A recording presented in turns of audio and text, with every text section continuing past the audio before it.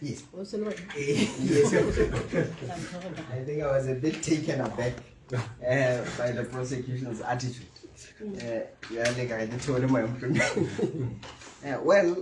Your Worship, following consultations, our attitude is this one. The Crown is seeking a postponement on the grounds that this court does not have jurisdiction to entertain this matter. And they predicate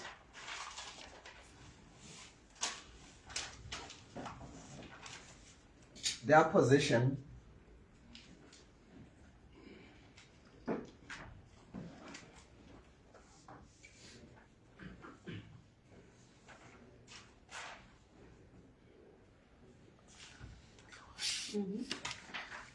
on the fact that the accused has been indicted at the High Court.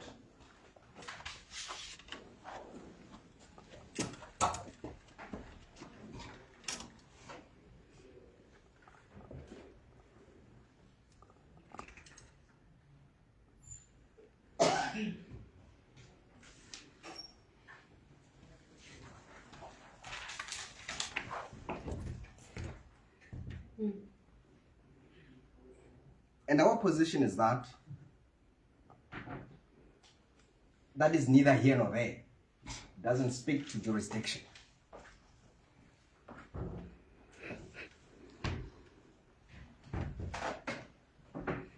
In terms of the law,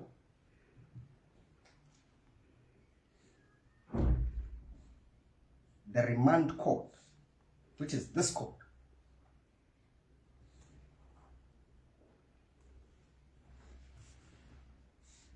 has jurisdiction to entertain applications in terms of the Speedy Court Trials Act.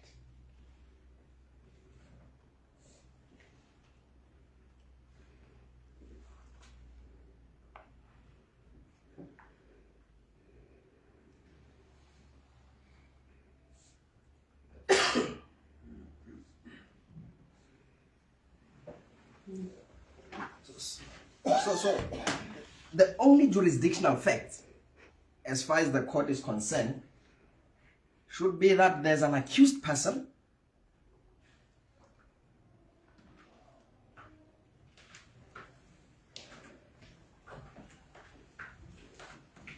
who has been remanded in custody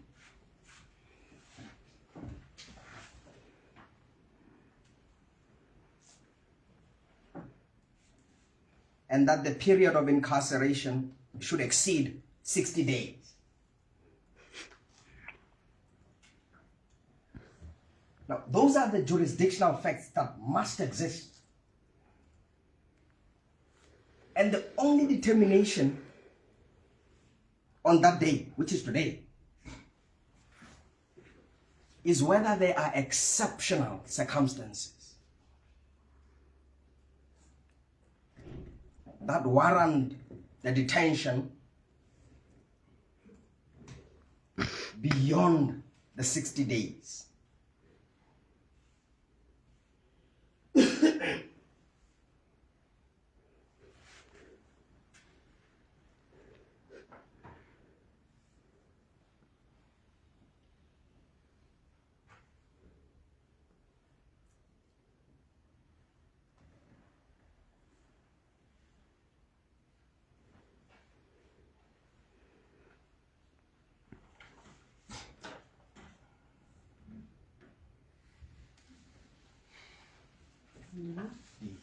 So our position is that this court absolutely does have jurisdiction, Your Worship. So as a substantive point, that's how we would like to deal with it. But would also, Your Worship, it's important that we also project that. Our instructions are that this indictment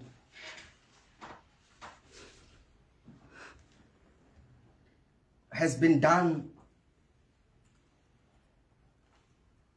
out of now what could be said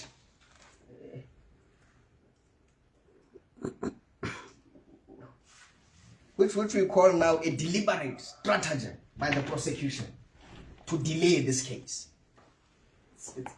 It's very heavy-handed, Your Worship, to say so, but we will demonstrate how and why we have elected to use that language. Why we are saying this is a deliberate, it's nothing but a deliberate attempt by the prosecution to delay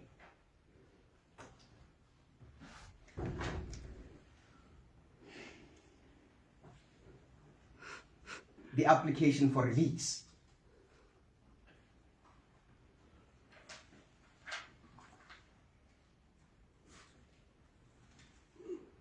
And now we want to demonstrate why. Firstly, the very fact that we were served with it while we were in court. Literally, we were served with it while we were sitting in court. A clear ambush strategy. A clear ambush strategy.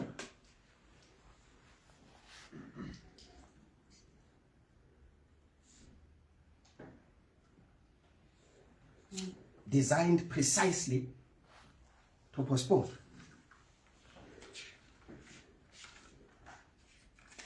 If Your Worship looks at the indictment itself, it was signed on the 7th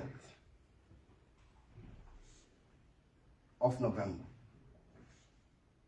It says so ex facie on the last page.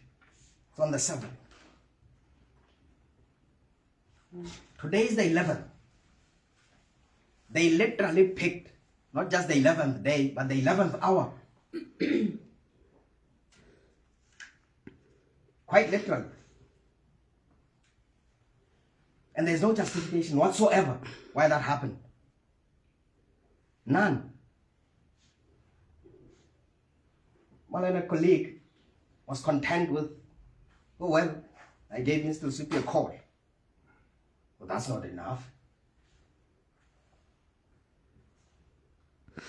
So that speaks, Your Worship, to the strategy. But it doesn't end there. This is just what happened before, Your Worship. There's more where we came from. There's more.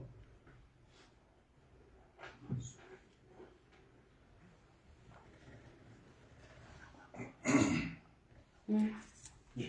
So I received the call at around 1 o'clock or 12 o'clock at the very most. I want to be generous to my learned colleague. I want to be generous and say 12. It's still not enough.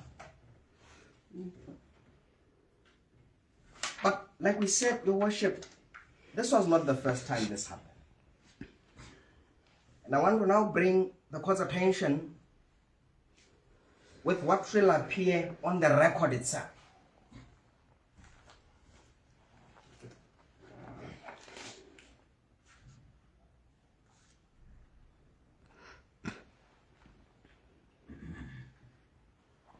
That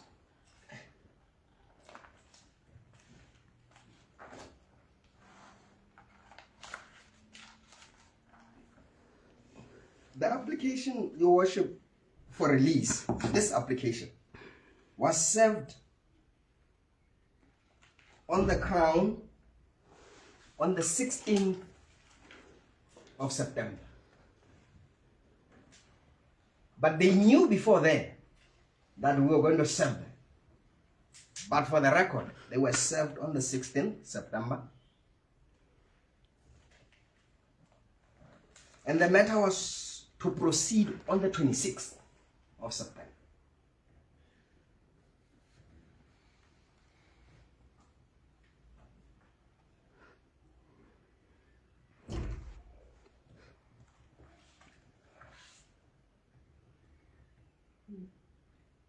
On the 26th, Your Worship, when the matter was set to proceed, just like today,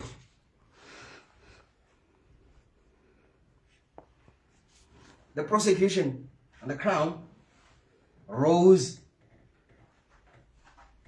to move an application for postponement. Quite literally. I think my learned colleague, Advocate Pansi, it was at the time. Now, that application was opposed and it was dismissed by the magistrate because it was baseless. And the magistrate saw that it was intended for nothing but to delay the proceeding. So it was dismissed. Now, the next step in the prosecution's stratagem was to ask for a lunch break. Well, it was granted. After lunch, very important, Your Worship, the prosecution came just like now. We were ready to proceed at 2:30. What did the Crown do? My learned colleagues, Mr. Fuma, present at that time, rose with an application for recusal.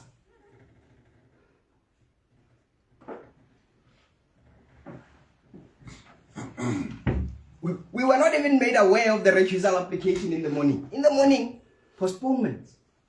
When the postponement failed, now it was recusal.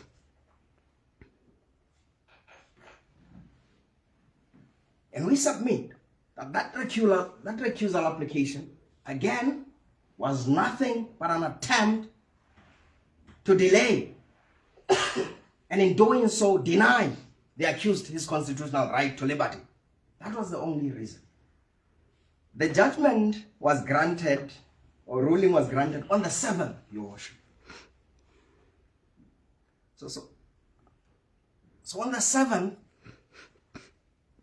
His Worship delivered the much anticipated ruling.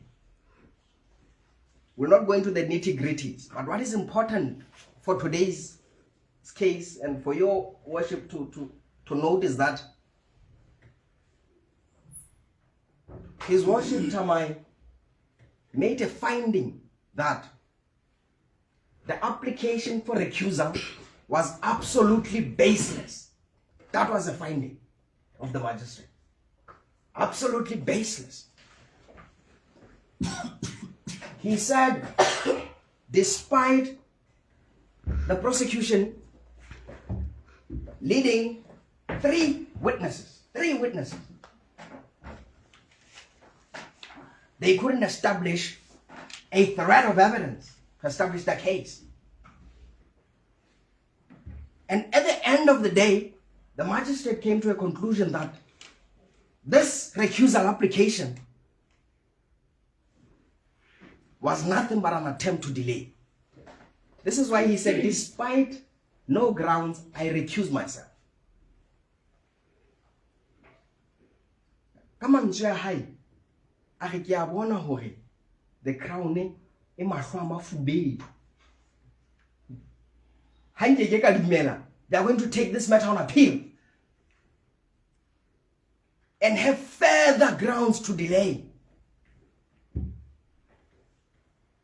Because that was the only reason for postponement there. By Fuman and Toba Batlam from Pigadi 11, 37, they got it.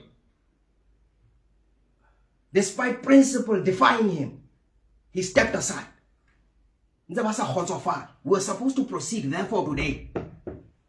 The finding of the magistrate was this: I recuse myself. That was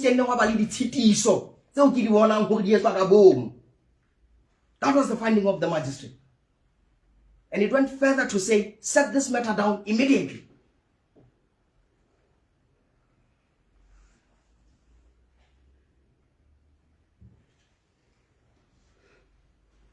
Now, on the 7th, now we are coming into the last stages of this delay tactic.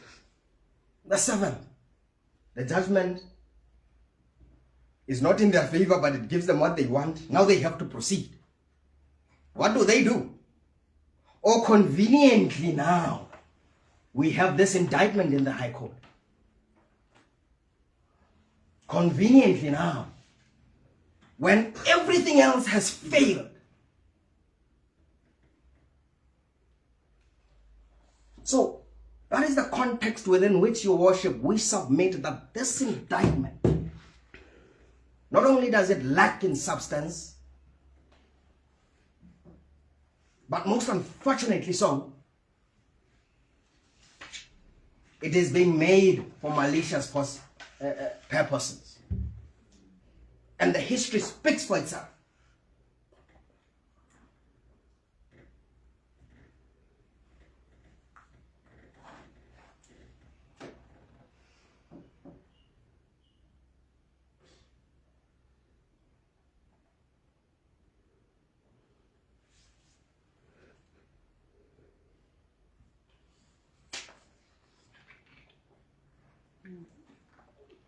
And Your Worship, just to speak to how unfortunate this indictment is,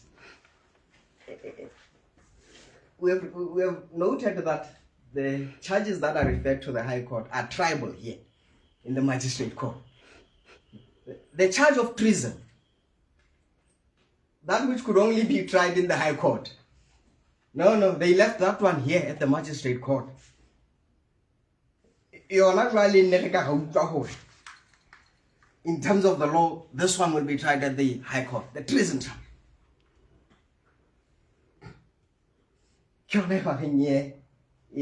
It's a High Court. These ones that can be tried here. High Court.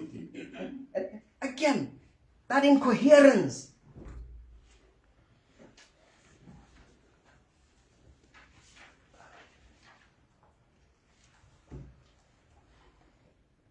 Speaks to the malicious nature of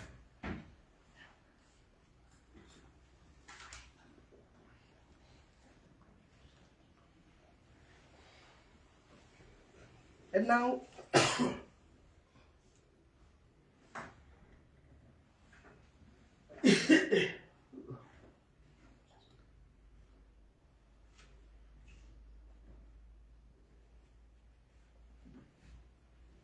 yes, and Your Worship, we're at a stage where at least we have made a point that in terms of the facts and the law, there are no exceptional circumstances why this accused person should continue to be incarcerated beyond the period prescribed by law.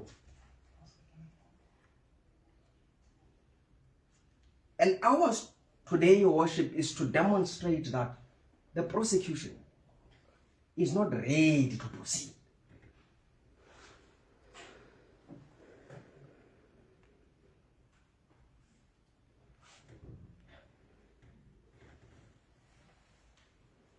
And why do we say this, Your Worship?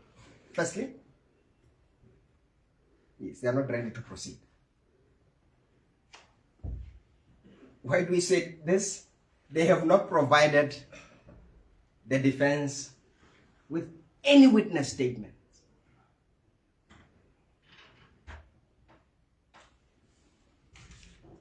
So from the 4th of July,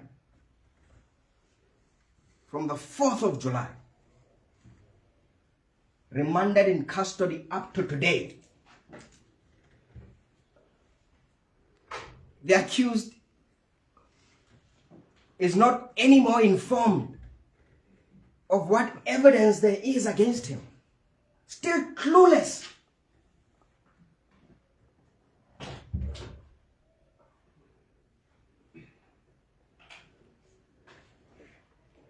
And yet the prosecution claims to be ready. How can we be ready to proceed?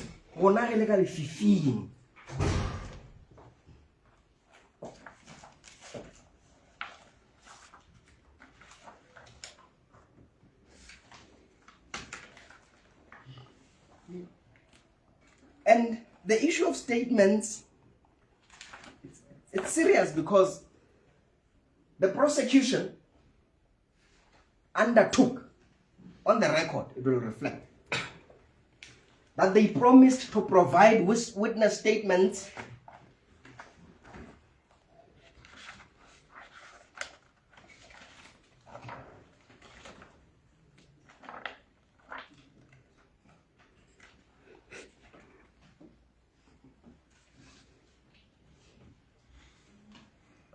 on the 9th of September.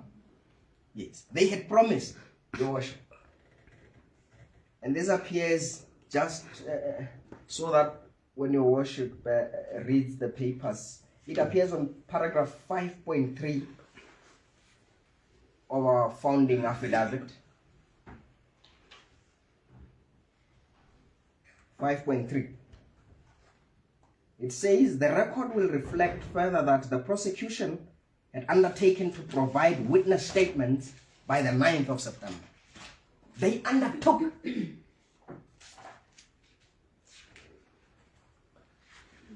Paragraph 5.3, Your Worship, of the founding affidavit.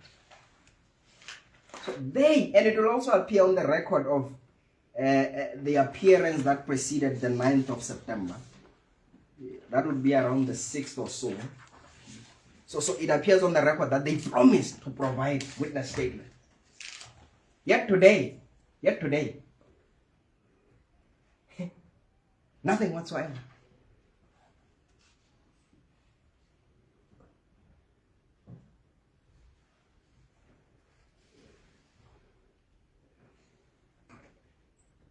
So it's important. They are already failing to live up to their own undertakings. They have said, we have witness statements, complete. They even said, Your Worship, that they are ready to set a date.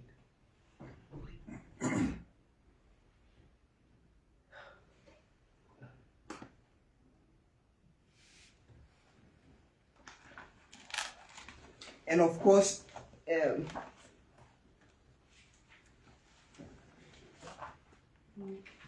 Your Worship, our law is very clear that an accused person is entitled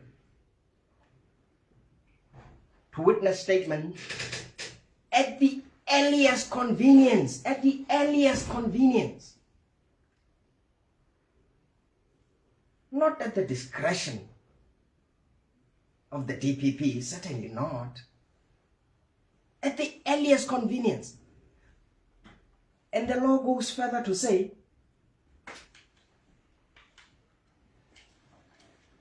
the prosecution should avail to the defense all evidence in their possession as at when they have it. Even evidence that will help the accused. They actually even have that obligation. They have that is a constitutional obligation that the Crown owes to an accused person.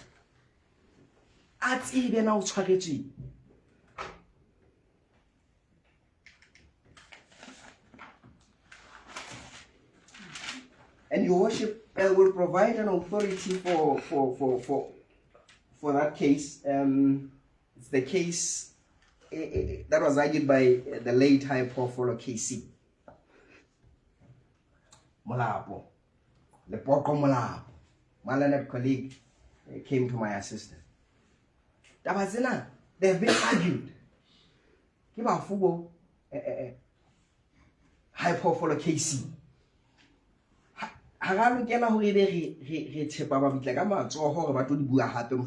They are here recorded. You cannot try a man without giving him statements. You cannot. We cannot set a date with the statement.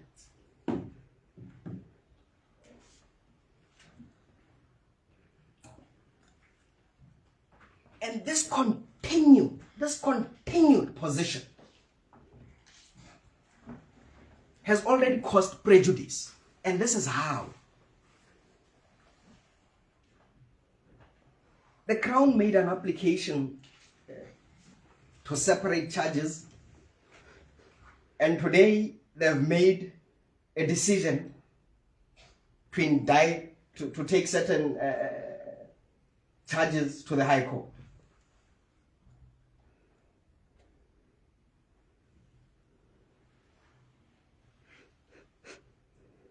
Now, these decisions will prejudice the accused. They're prejudicial. In this manner, in practical terms. If he now has to contend with the possibility of separate trials,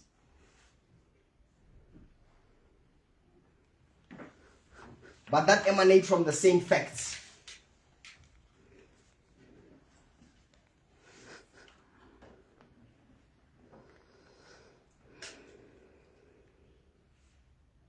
it says that will cost him time and resources.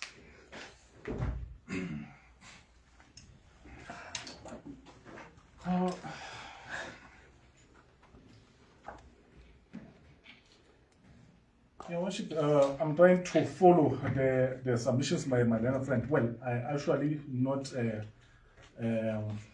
happy to interrupt the council while submitting. However, I feel obliged now to stand up to object at this stage. The terrain my learned friend is getting into, I think is not correct. Now, remember the separation of the charges has already been done, has already been granted by this honorable court long time ago. Now, for my learned friend to bring that up, says this court should review the decision that has already been made. While we thought my learned friend was arguing or addressing the court on whether this honorable court can proceed to hear the application for release on speed trial. So, when we engage in the matters that has already been ruled on, I think that is not proper, and we have to object, and we object, Your Worship, to that line of submission or argument.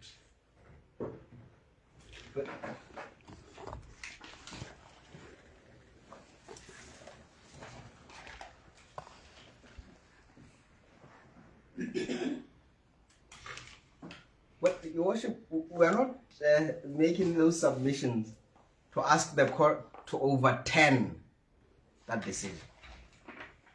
We're simply saying to the court, while the accused person has been remanded in custody, developments have been happening in the case, which developments are prejudicial to him. Okay. Yes. And my colleague is not even saying that is not true. He's simply saying, no, don't tell the court about it. So we are not even asking the court to overturn. You have gotten it, but we are saying,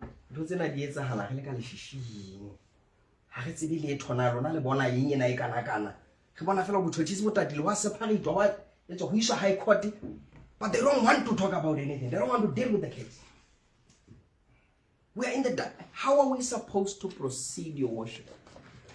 How do we defend the rights of accused persons? And so far as the statement refers to prejudice suffered by the accused person, yes, I'll allow that line of as the court argument. As the court places, Your Worship. And indeed, that was about as far as we're going to take it, Your Worship, that it causes prejudice. And this happens while we don't know the facts, the factual basis that informs this decision. We're not aware.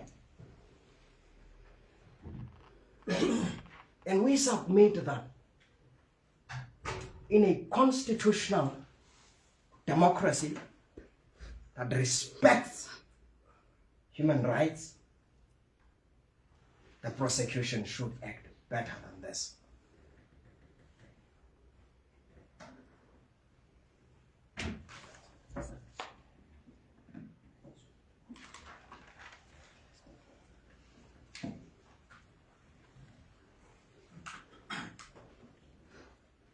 So in the final analysis, Your Worship, we ask the court to entertain this application. The grounds are there.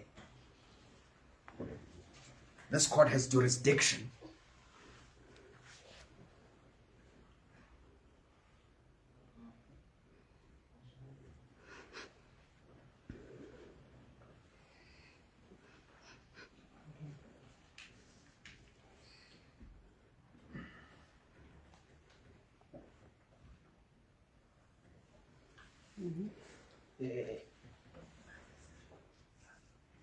No, that will be all, Your Worship, as the court pleases.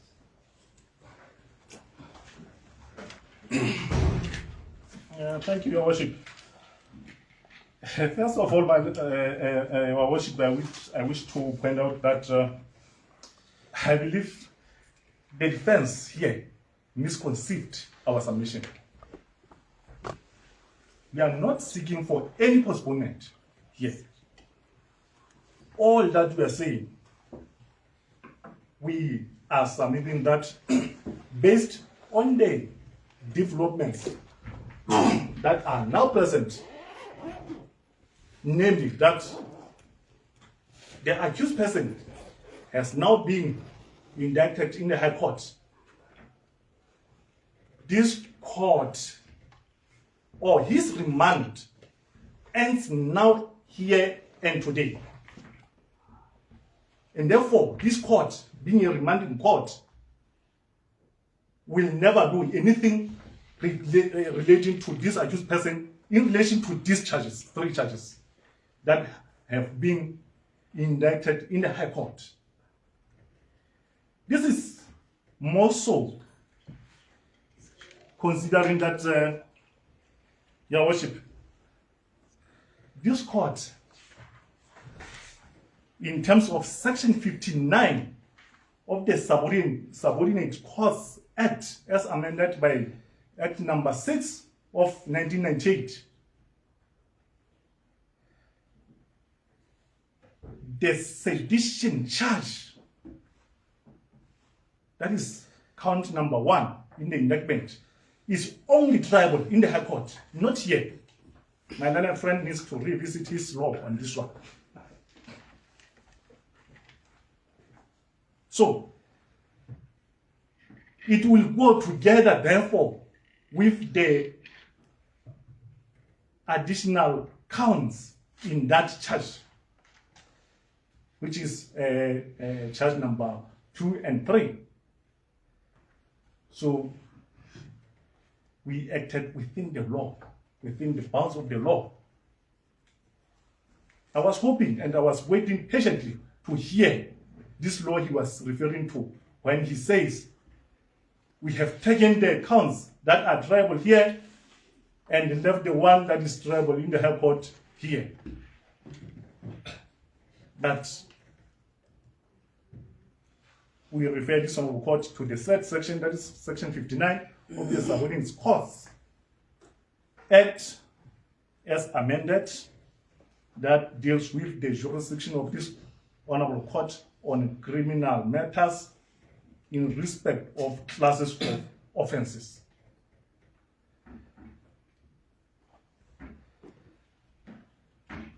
Now, it is submitted that,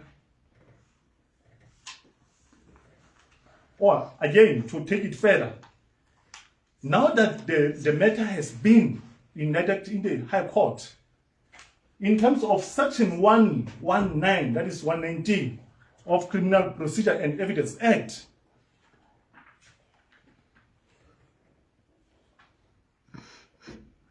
this matter is now pending in the High Court. And I wish to quote the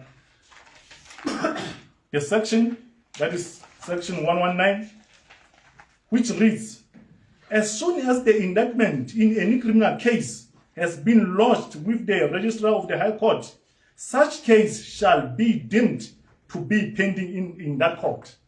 So, it shall be deemed. So, it's mandatory, and this court, therefore, lacks further jurisdiction to deal with the accused person who has been indicted in the High Court in any matter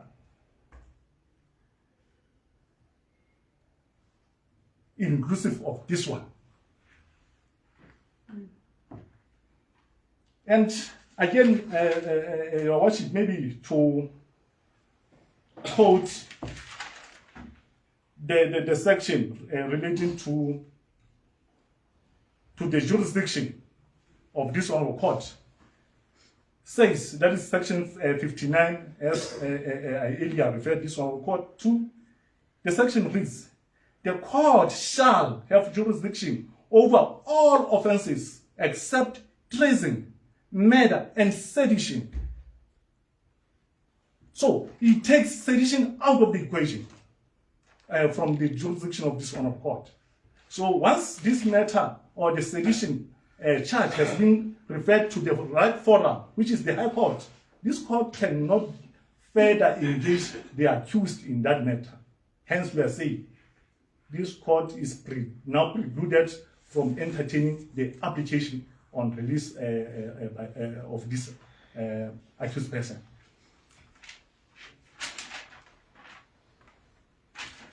Now, it is submitted, Your Worship, that the indictment is meant to delay the application. Really? When we speed up the proceeding to go to the trial, then the argument says we are delayed. Really? Remember, Your Worship, the essence of the speed court trial is to rescue the accused person where there is delay in either prosecuting that person by charging him here at the magistrate court or indicting such person in the High Court. Now, when we perform our obligations under the law, we are being accused of delay. Really? That argument, Your Worship, we submit is misconceived too. And we are fortified in our submission by the practice directive issued by the Chief Justice through circular number 3 of 2003, dated 18th December 2023. The circular reads, abuse of the law and court process in bail applications. Now, but for the purposes of my submission now, I wish to refer this honorable court to paragraph 2 of that circular, paragraph 2D thereof.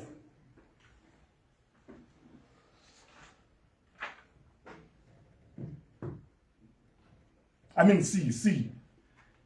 Chief Justice says, the purpose of release from remand in custody served by the Speedy Court Trial Act 2002 is to regulate remand in custody where investigations stall. Now, here we are saying the investigations are complete. We are ready to take the matter to trial. So, the argument of the defense says, no, wait for me to apply to be released on Speedy Court Trial before you can go to the trial.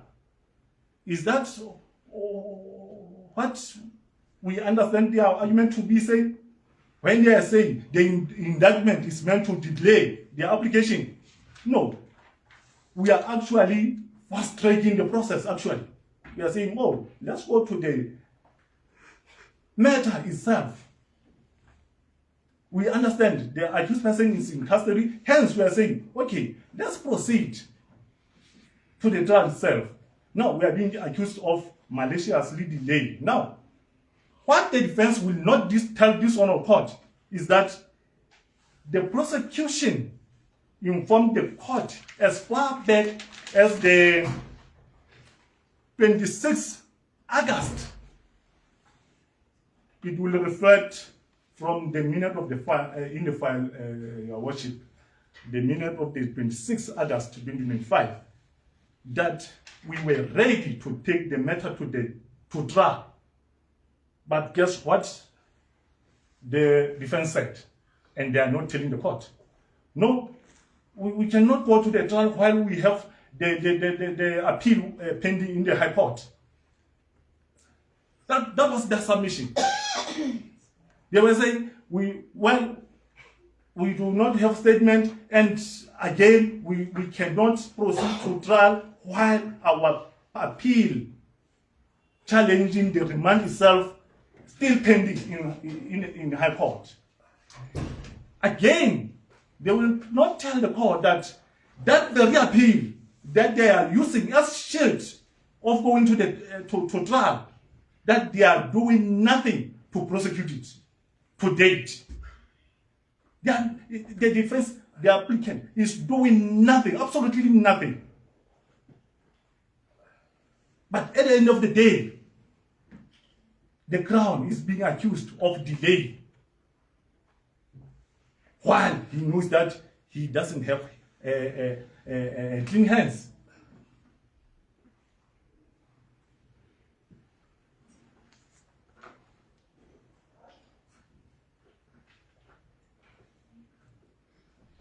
So, Your Worship, all that we have been doing, of course, we indicated as far back as 26 August 2025 that we are ready to go to trial on this matter, and we reiterated our position again on the 11th of September. Now, we are ready to proceed to the trial, urging either considering leaving the appeal so that we go to the trial, or we agree to proceed. But what happened again on the 11th? Now, in the presence of my learned friend, Advocate Lusupi, they rose and said, no, we are applying for release on speed trial, not to go to the trial. That they will not tell the court. But they will only accuse the Crown of delay maliciously. So, our submission, therefore, Your Worship, is that we simply had been trying to act in good faith, hoping that the accused person will prosecute his appeal, because we believe that appeal, since it was challenging the remand itself, saying he's being remanded unlawfully. So our understanding was that the outcome of that appeal will affect whether we are proceeding with the trial or not. Because if the ultimate finding of the higher court with the remand is that, oh, indeed, the remand was unlawful, it would mean everything is a nullity and he goes home and there is no need for anything further. So we gave him that opportunity to exercise his right. He made his choice to appeal. So while we are giving him that opportunity, now he comes back to accuse us of delaying. No, we have been ready. It's him who have delayed the process. But now, since we see he uses this, our acting in good faith, as I indicated, he uses it in a manner that we were not expecting. Hence, we are saying, okay, since there is nothing precluding us to proceed with the administrative work, then let's issue out the indictment that we have been withholding for a long time now. So we issued out the indictment to have the ball rolling. So there is no delay in anything here. As I have submitted that, actually the application of this nature comes where there is no action. Where there is no action. So when there is action, we are being accused of delay. So that's misconceived apprehension of the situation, my lady, of this situation.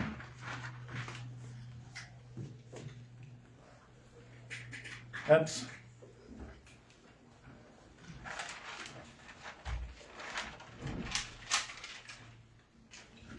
now, to demonstrate that we are dealing, my friend suggests that we have just served them with the indictment, with the saving crime. We are not actually mandated to serve them with anything now. No, that is the communication between the offices of the magistrate and the registrar, since that is the administrative work between the offices. All that the accused person will get will be the notice of the trial that will be calling him to the High Court, not this saving grant that is intended for administrative logistics between the offices involved. So our submission, Your Worship, is that from now, the accused person, his remands, he attending remands in relation to the charges as they appear in the indictment, ceases today. He will never attend, he's supposed not to attend those remands further, since the matter is now pending in the High Court. So, and my young friend submits that even if he is indicted in the High Court, this court can still proceed and deal with the release on speed trial as the remanding court. That argument also is misconceived, my lady, because I cannot foresee a situation where, whilst the High Court is proceeding with the matter of the inmates in the middle of the trial, one morning we wake up being told the magistrate down there has released your accused here. Really, that would be very upset. And it will likely bring uncertainty in the criminal justice, Your Worship.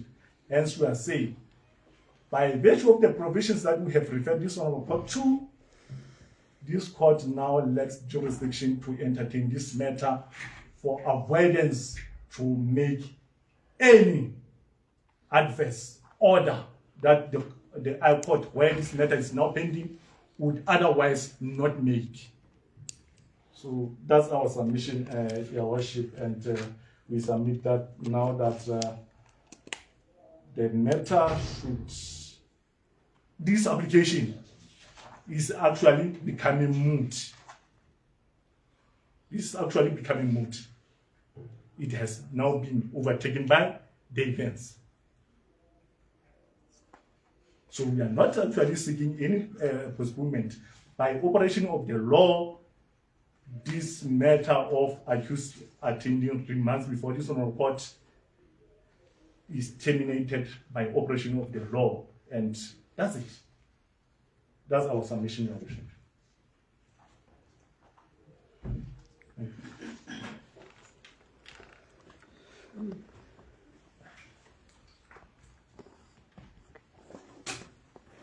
Oh, my lady, I like your indulgence, Your Worship.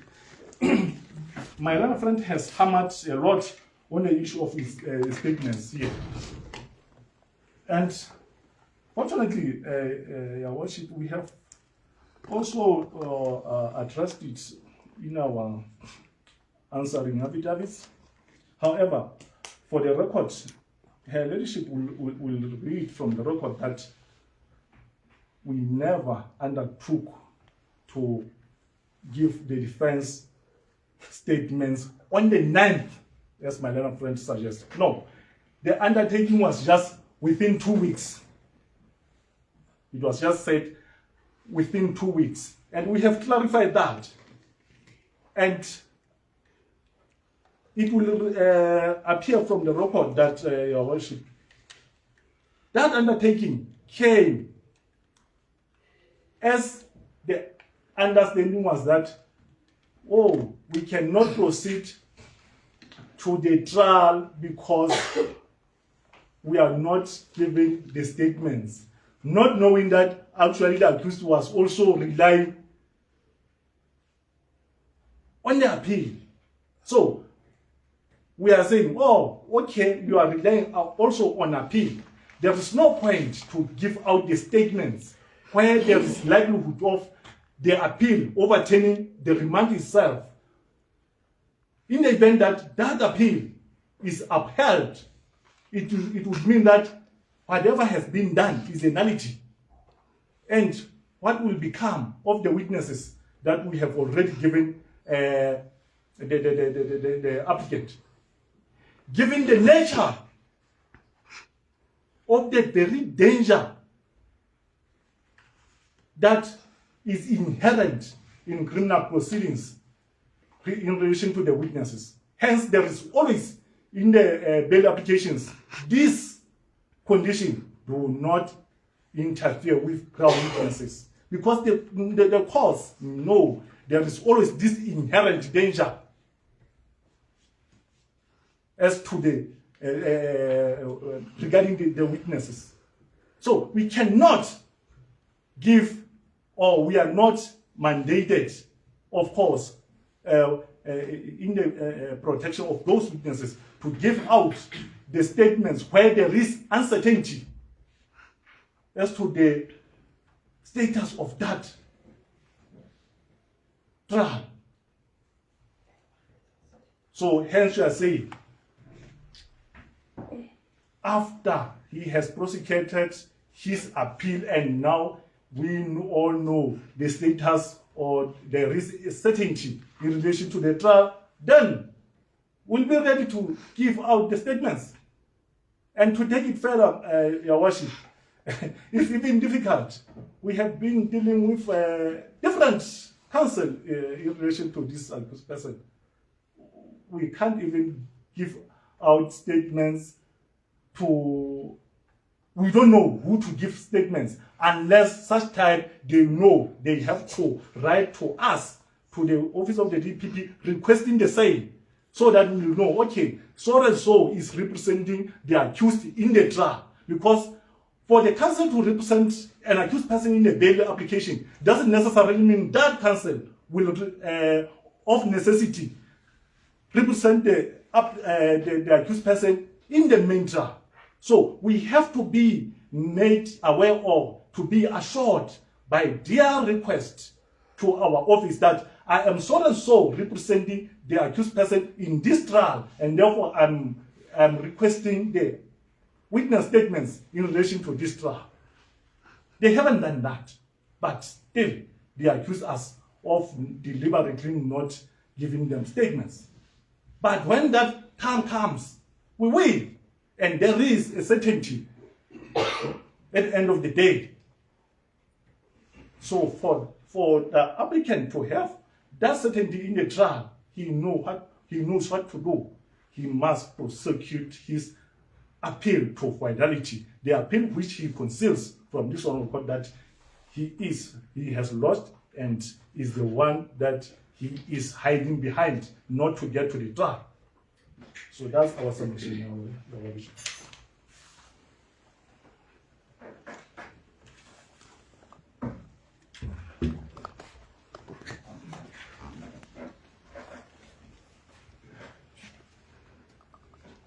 What has been said regarding the genesis of this case, what has been going on from the moment the accused was remanded before this court until today. But before me now is an indictment by the DPP, and whether I have jurisdiction to entertain this application. As I said, I told you that I was on duty this week. I'm very busy. I don't intend to go and sit down, go through this file and read what has been submitted. But from what I gather from you, I've already concluded that I'd have loved to say a lot, but I'm not going to.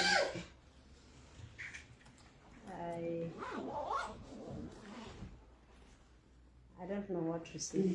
I don't know what to say to the prosecution. This is typically what we deal with, and it takes me back to a number of cases. I don't want to mention stuff that is not before me now, but it's really not pleasant to see on cases where you see people not really serious about proceeding. It's sad when you're a judicial officer and you have an accused person before you whose rights you have to take into consideration. The law is very clear. If we cannot proceed with an individual within a reasonable time, we have to admit them on bail. If that fails, we have the Speedy Courts Trial Act that says after 60 days there are no exceptional circumstances that warrant his detention, then he should be released. And until now, I haven't had any exceptional reasons. I haven't had any one of the exceptional reasons why he should remain in custody. But now there's this indictment. Because there's an indictment that says he has to appear before the High Court. As soon as I was served, this comes to the attention of the clerk of court. They are right in saying that now we can't do anything about it. So as of now, the only thing I can do is just to withdraw charges, not to withdraw, but to strike them off our roll, because now he has been indicted to the High Court. So that's as far as I can go. But it's what you are doing is not right. That's the least I can say. I could say a lot, but now you have everybody here. I wish you could go to chambers and then I'd tell you a lot of what I think about this case.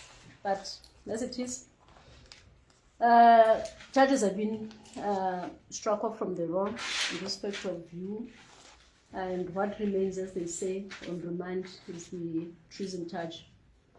That's what remains. And in respect of the treason charge, you'd come to court on the 25th of November. The rest are withdrawn. Put that in.